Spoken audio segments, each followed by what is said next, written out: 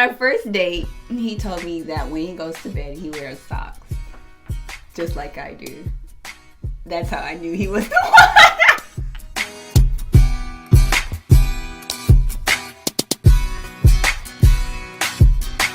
Hey guys, welcome back to another video. My name is Lisa if you're new here, and if you're not, welcome on back.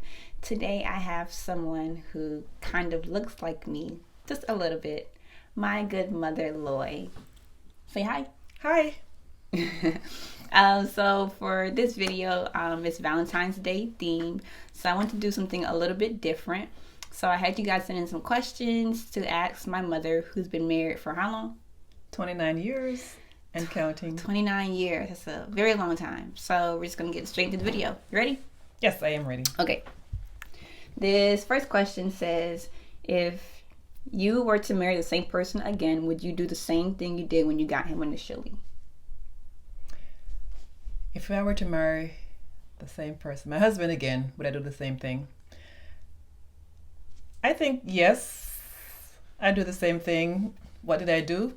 That's a big question, right? It's so long ago I can't really remember exactly. But I think I was just genuine, just being myself, being honest with him, and just, I guess, being honest and not putting pressure on him, really. You know, as women, I think we do put a lot of pressure on ourselves and also on the guys to do, and that they have to be and they have to give us this, otherwise it's a no-go. But I think back then I didn't know much as far as what to expect or ask for, so I just went with the flow, and we're still flowing. So I guess tell us how you guys met exactly. That would be kind of good to know too. How much time do we have? Girl, just 2 minutes, 1 minute. Well, actually, we did meet in high school. We lived in the same community, and so I had to pass by his house to get to my house, up the block, really. And so over time, we started talking a little bit, but mostly it wasn't like a love at first sight kind of thing. But we did meet in school mostly. We rode the same bus to school, sat next to each other. So y'all were friends. Y'all knew each other. Yes, we were friends. We knew each other, and we went to the same church, coincidentally. Wink, wink. What does that mean? I stalked him. Just kidding. Just kidding. Okay. Okay. Question number 2. How do you keep the love alive? How do you keep the love alive? Now that is a test, because with everyday life, you know, activities, children, household work, and just life in general, sometimes it's hard to maintain a certain level of fire, if you want to put it like that. But it's a determination. You have to decide, this is what I want and this is how I'm going to go about it. So sometimes, of course, we go on dates occasionally, not very often these days, but once in a blue moon we do go on dates. You remember the love that brought you together. You know, sometimes a text message might do, you know, a quick hug here, a quick, you know, kiss there, and the rest, you know, the rest. Yes. So yeah, that's how you keep the love going. Yes. Okay. So you mentioned dates. The next question, what was the most fun date you've ever been on with the hubby? Oh. You gotta think that. It's been 29 years. The most fun date. Wow. What do you think about that? Well, I could say it was a trip we took most recently last year. And we went to Jamaica at the couples resort in Jamaica. We had a really good time enjoying the scenery, the view, the atmosphere, the ambiance. No kids. Definitely no kids. But that was the most enjoyable trip. Yes. Wow.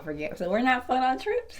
I'm not saying that, but you know, if a couple's time is different from parent and child. Okay, this is a good one.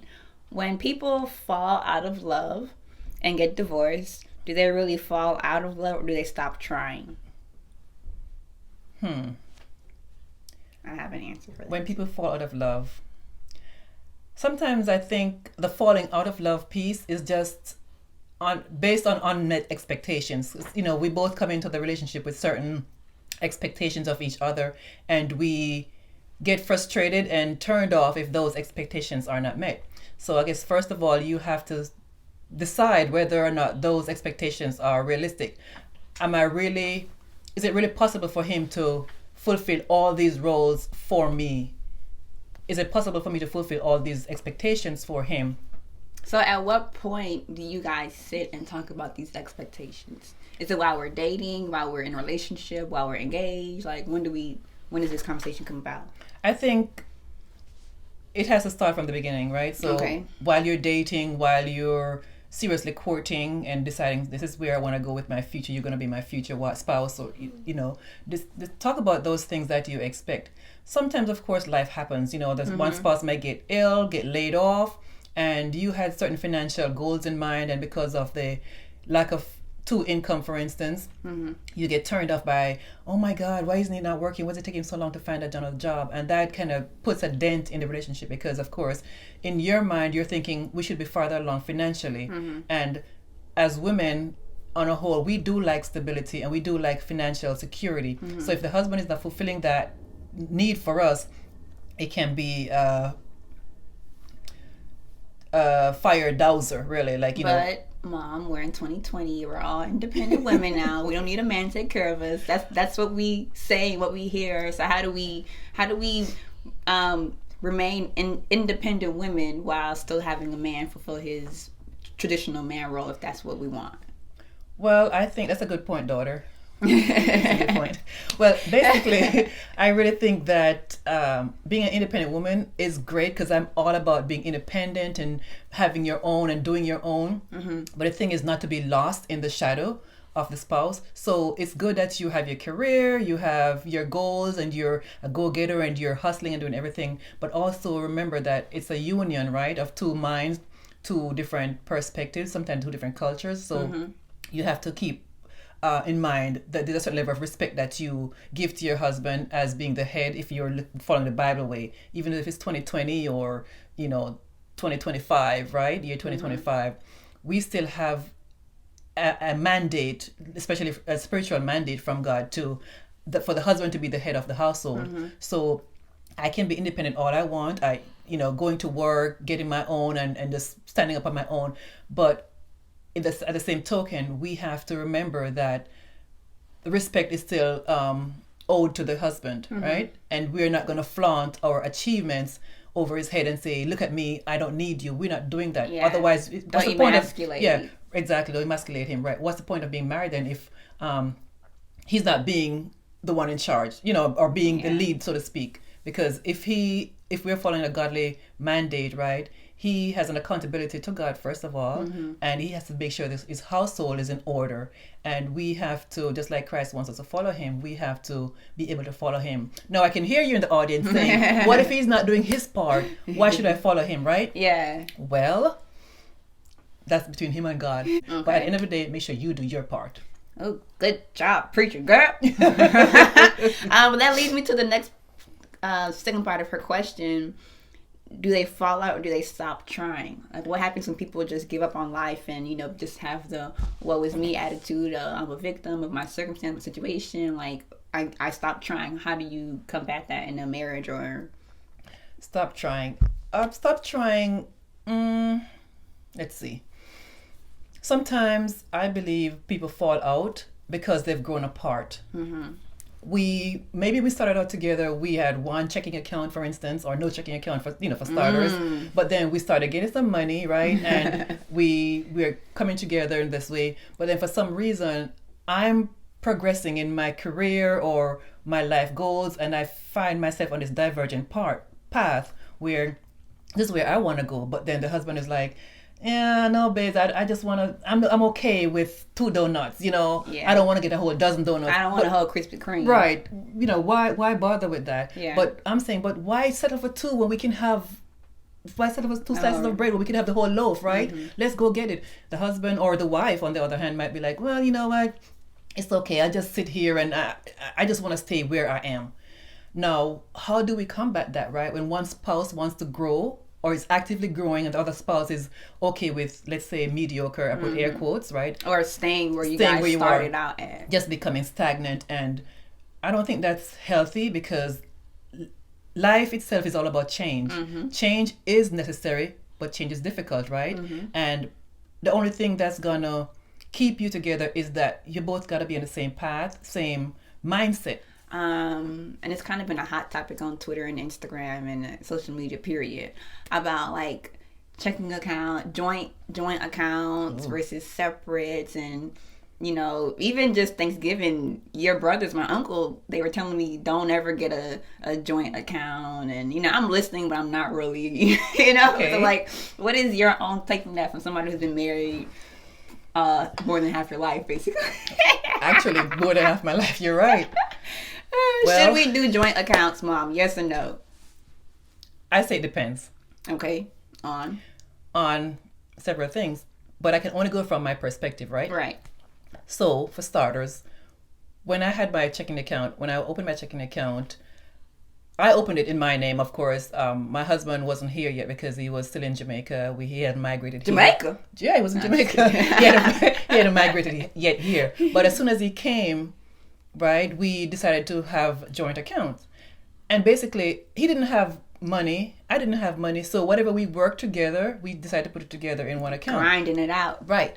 My point is that if he has a separate checking account and have a separate checking account, we are on two different planes. For me, it seems that way. Mm-hmm. And I don't know what's in his account. He doesn't know what's in my account. So it's like, where's the accountability? It's like an accountability factor for me. Uh-huh. I'm just saying for me. Now, in today's world, we know things are totally different, and people say you can't trust anyone. And yeah, what if I'm 23 now and I have my own savings and checkings account, whatever. I have my own little bit of money, you know what I mean? Right. And then eventually you get married, he has his own money. At what point do we need to come together, or do we say, oh, well, I make this for myself, I got my own money, da-da-da-da, like, well, what do we do? Since you have a little bit of money saved up, I didn't know that, but that's good to know, right? That's good to know. And if he comes in, I would hope that he has more money than you saved up by this time. I hope so. Sure. Right? So at some point, he might say, you know what? The account that you really have in your name, it's going to be your petty cash account. You can do whatever you want to do with it, but we're going to have one account, joint account for the household. Okay. So whatever your main check, you want to take a couple of $100 or $100 every paycheck to put towards your petty cash account and your little pocket money. Yeah. Petty cash. Then that's fine. But then I think the household bills should be joint. Does it make it easier to have it out of one account? I think so. Because then again, you're not separating and say, okay, I'm paying the mortgage, you pay the car notes. Yeah, what about splitting? Like people always say split. But the thing is, right, we are one. So your money is my money, really. Your money is my money. It's mine. So what's the point in having separate accounts? Just put it in one place.